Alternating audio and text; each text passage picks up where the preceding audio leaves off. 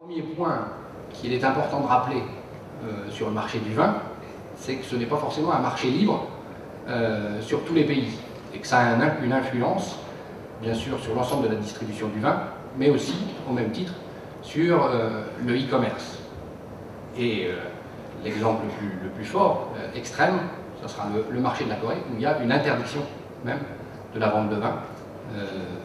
sur Internet. Deuxième clé pour pouvoir analyser ces marchés-là, c'est de regarder qui sont les acteurs qui ont pris en main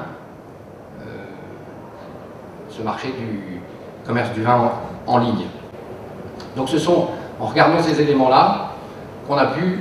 analyser un petit peu le poids des différents marchés et la nature du type de vente en ligne qui se sont mis en place et regarder ensuite comment ces marchés se sont développés. En conclusion, et pour voir un petit peu ce tour rapide que je vous ai fait de présentation, vous voyez, grande diversité des modèles, des business models qui sont pas encore totalement aboutis, à part celui de Tesco, mais on n'a pas encore des business models qui sont totalement aboutis, donc il va falloir suivre un petit peu cette évolution pour voir quels sont les vrais facteurs de déclenchement d'une augmentation massive des ventes online. Un secteur qui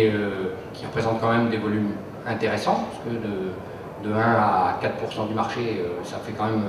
pas mal d'argent. Des nouveaux opérateurs qui arrivent, et je pense que,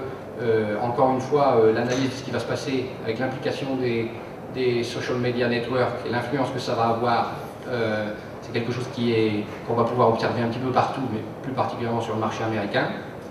Et puis le sentiment qu'on a, et ça c'est issu de notre Wine Trade Monitor qu'on a présenté il y a 6 mois, où on a l'opinion de l'ensemble des distributeurs, importateurs sur les marchés, et pour 40% de ces opérateurs, la vente en ligne, le e-commerce, est l'un des 3 éléments principaux qui vont générer des augmentations de business dans les 2 prochaines années.